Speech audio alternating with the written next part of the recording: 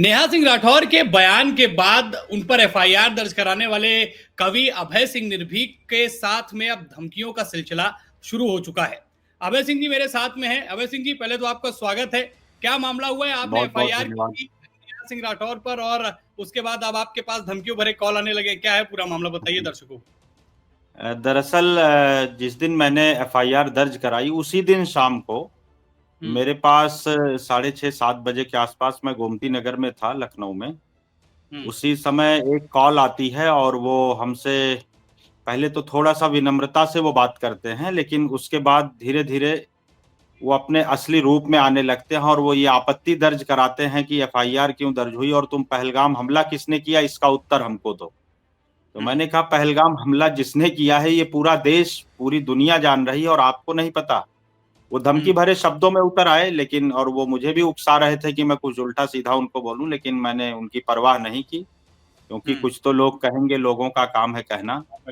जी। तो क्या किस नंबर से कॉल आई थी, कहाँ का नंबर था, ये कुछ सारी चीजें आपको पता चली?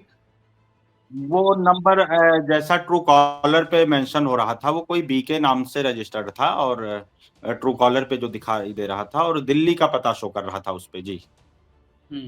और क्या मतलब कोई धमकी आपको मिली है? क्या बोला है उन्होंने? कुछ ऐसी कोई बात जो आप बताना चाहें दर्शकों को? वो उनको यही आपत्ति थी, एफआईआर के प्रति ही उनकी आपत्ति थी, और उसी पर वो अपना ऐतराज भी उनको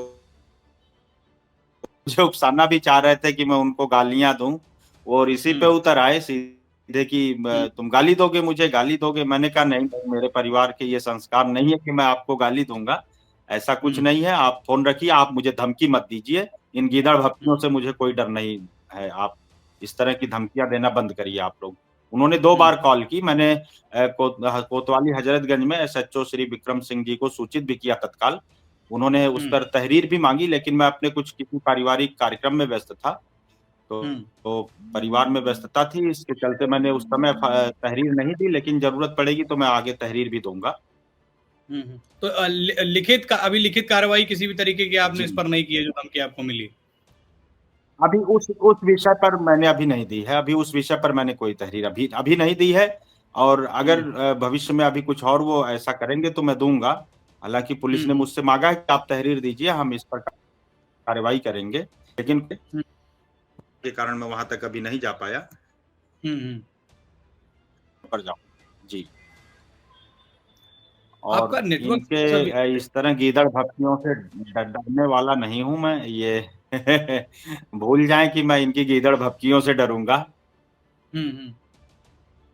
कुछ जवाब देना चाहेगा कविता के माध्यम से जो आपको धमकियां मिल रही हैं? कुछ कहना चाहें उनको, कुछ बोलना चाहें हमारे चैनल के माध्यम से?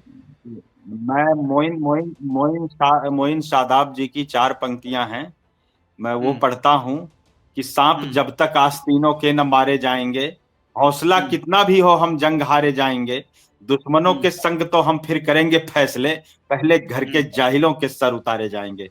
देश के दुश्मनों से लड़ने के लिए तो हमारे देश की सेनाएं ही पर्याप्त हैं, और वो सेनाओं का दमखम, हमारे देश की सेनाओं का दमखम पूरा विश्व जानता है।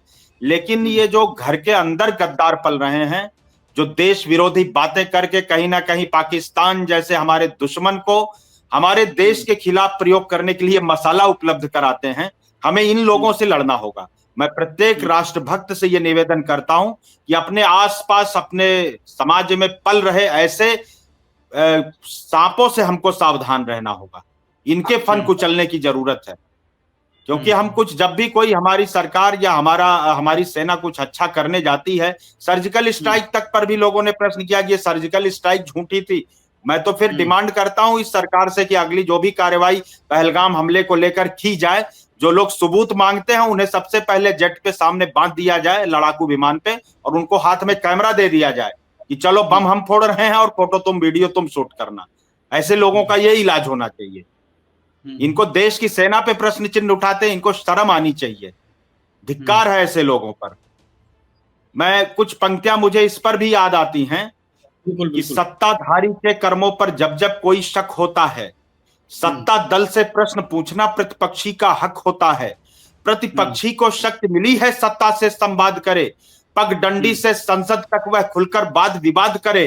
गौ गंगा की दुर्गति देखो, तुम प्रश्नों की झड़ी लगा दो, झूठ बोलने वालों के हाथों में तुम हथकड़ी लगा दो, काले धन पर संसद घेरो, तिल भर भी आपत्ति नहीं है, संसद का हर सत्र रोक दो, फिर भी कोई विपत्ति नहीं है, नोटबंद के निर्णय पर मत रखने का अधिकार तुम्हें है, जीएसटी में कमी गिनाने का पूरा अधिकार तुम्हें है, गिरती अर्थव्यवस्था देखो मिल करके संजीव पिला दो, तुम चाहे राफेल डील पर सिंहासन की नींव हिला दो, किंतु देश की सेनाओं पर अपनी तुच्छ जबां मत खोलो, राजनीति के भ्रष्ट तराजू में सेना का शौर्य न तोलो, जनता अपना धैर्य भुलाकर मुट्ठी भींच भी सकती है, इन बड़बोले लोगों की वो जिभ खींच भी सकती है। शानदार कविता है अभय सिंह जी। लेकिन इसी से जुड़ा हुआ मेरा एक सवाल ये भी है अभय जी कि नेहा सिंह राठौर ने अपने ऊपर, जब उनके ऊपर 2-4 मुकदमे हुए, एक तो अयोध्या में, दूसरा आपने जो ये किया, अब उस पर उन्होंने बोला कि मैं सवाल किससे करूं। आप जैसे कह रहे हैं कि विपक्ष से, आप आपकी कविता जो उस तरफ इशारा कर रही है कि विपक्ष जो है सवाल कर सकता है, और वो भी ये चीज कह रही है कि अगर हम पहलगाम हमले पर देश के प्रधानमंत्री से सवाल नहीं करेंगे, सत्ताधारी पार्टी से सवाल नहीं करेंगे, तो सवाल किससे करें।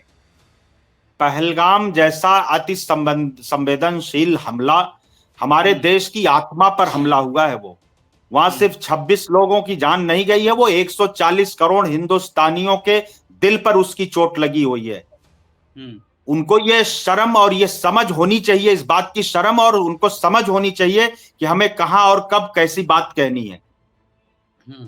क्या राष्ट्र का वही मुद्दा वो उछालेंगी जो दुश्मन हमारे, कहीं ना कहीं अगर पाकिस्तान ने उसका प्रयोग किया है तो इन्होंने पाकिस्तान को मसाला तो दिया, पाकिस्तान के हित में कोई तो बात उसमें रही होगी, तभी तो पाकिस्तान उसको अपने सोशल मीडिया पर और अपने देश में उसको प्रचारित कर रहा है, भारत को नीचा दिखाने के लिए। ये सेंस इनको होना चाहिए, ये समझ हमारे अंदर होनी चाहिए। बाकी विरोध करें, विरोध के नाम पर ये देश का अपमान हो, दुश्मन के यहां हमारा ये बर्दाश्त नहीं है, मैं इसको स्वीकार नहीं करूंगा। बिल्कुल। देखिए, लगातार जो है नेहा सिंह राठौर को सोशल मीडिया पर अपने जो उन्होंने सवाल किए हैं उसका विरोध तो देखने को मिल रहा है। एक चीज और मैं पूछना चाहूंगा, एक अपडेट आपसे लेना चाहूंगा कि जो आपने एफआईआर दर्ज कराई हजरतगंज थाने में, उस पर कोई आगे रिस्पॉन्स अभी प्रशासन की तरफ से? उस पे प्रशासन की तरफ से, और मैंने भी जो मीडिया में भी प्रशासन ने दिया है, उसमें कार्रवाई चल रही है, जांच चल रही है, फॉरेंसिक जांच भी हुई है उनके वीडियोज की, और उसके बाद अब देखिए आगे जो भी कार्रवाई होगी कानून अपने हिसाब से प्रशासन करेगा, और माननीय न्यायालय जो उस पर हमको निर्णय देंगे वो हमें स्वीकार होगा। आज मैंने एक वीडियो भी देखा एक्स पर, जिसको ट्विटर भी कहा गया है, उसमें देखा गया कि नेहा सिंह राठौर के समर्थन में कुछ आज विरोध प्रदर्शन भी देखने को मिला, मतलब उनके समर्थन में लोग आए, और जो आपने एफआईआर की, जो कोर्ट में उस पर मामला चल रहा है, उस पर लोगों ने अपना विरोध जताया है। देखिए विरोध, अब क्या ही, अब इस पर मैं क्या टिप्पणी करूं, ऐसे लोगों की मानसिकता का दर्शन होता है उसमें। कुछ लोग तो ऐसे थे जो उनके ड्राइंग रूम में बैठकर मेरे ऊपर समझौते का दबाव फोन के माध्यम से, मेरे मित्रों के माध्यम से वो बनवा रहे थे, और मैंने उनका कोई समझौता स्वीकार नहीं किया। तो वो लोग पुलिस कमिश्नर से भी मिलने गए लखनऊ में, और उन्होंने एक पत्र दिया, और बड़े मतलब क्या ही बताएं, मासूमियत से रोते रोते हुए बताया कि बहुत मासूम है, हमारी इनकी अभिव्यक्ति की आजादी का हनन हो रहा है। हद हो गई, अभिव्यक्ति की आजादी के नाम पर देश बदनाम हो रहा है, ये नहीं दिखाई दे रहा इन लोगों को। और अभिव्यक्ति की आजादी के नाम पर अगर कोई व्यक्ति, मेरी भी तो अपनी अभिव्यक्ति की आजादी है, मैं भी अपनी अभिव्यक्ति की आजादी के तहत ही गया हूँ पुलिस के पास, माननीय न्यायालय में जो केस जाएगा, ये मेरी भी अभिव्यक्ति की आजादी है। और जो इस तरह के उनके समर्थन में धरना प्रदर्शन कर रहे हैं, वो समाज में बेनकाब हो रहे हैं, उनके मन की जो सोच है वो सोच बेनकाब हो रही है। ये मैं उन लोगों के लिए यही कहना चाहूंगा, कम से कम इस समय जब राष्ट्र कहीं ना कहीं युद्ध के मुहाने पर है, ऐसी चीजों से सबको बचना चाहिए, हमको भी, आपको भी, और उनको भी, प्रत्येक भारतवासी को। एक बात अभय सिंह जी, अभी आपने कही कि जब आपने एफआईआर दर्ज कराई उसके बाद समझौते के लिए आपसे संपर्क साधा गया, कुछ कैसे कॉल आया, क्या बातचीत हुई उसके बीच में? मेरे एक मित्र के माध्यम से लखनऊ में फोन आया, और उन्होंने मुझसे कहा कि आप लोग बैठ के साथ में चाय पी लीजिए, कॉफी पीजिए, और एक रेस्टोरेंट से बढ़िया फोटो डालिए, और ये सब मामला खत्म करिए, सब आपस में ये नहीं करना चाहिए। मैंने कहा राष्ट्र की अस्मिता अगर दुश्मन उछालेगा और उसका हथियार कोई मेरा व्यक्ति बनेगा अगर हमारे देश का, तो मैं ये बर्दाश्त नहीं करूंगा। तो मैंने ऐसे में मैंने कहा बिल्कुल, मैं एक शर्त पे मैं उनका समझौता स्वीकार कर सकता हूँ।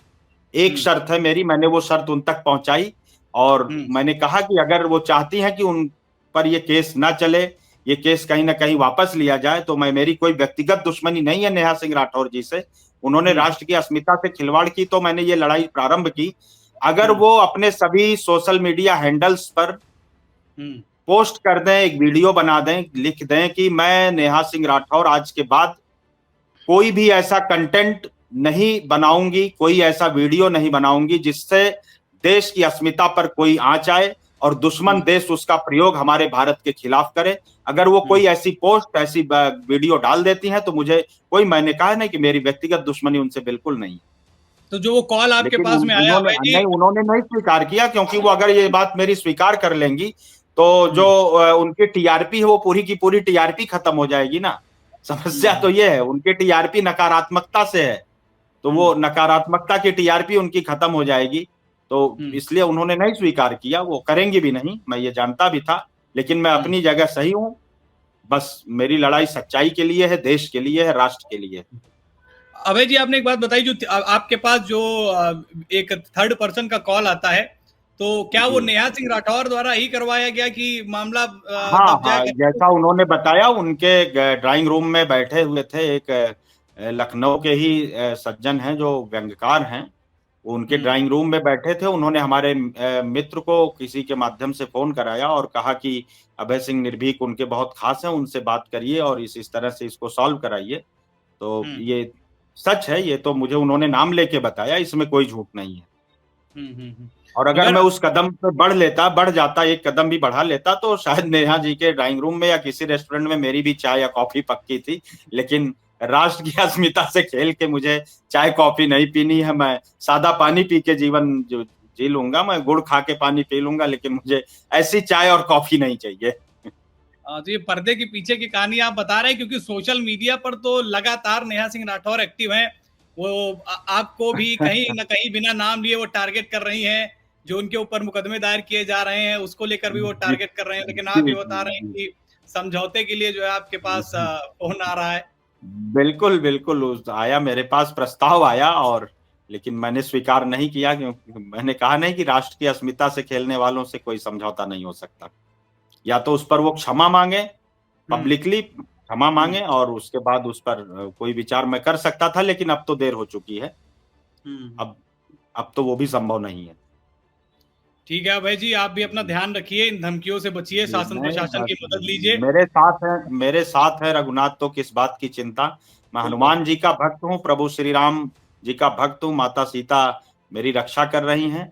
मैं इन लोगों से डरने वाला नहीं हूँ, एक फौजी का बेटा हूँ, उसी तरह सीना ताने चलूंगा और चलता रहूंगा।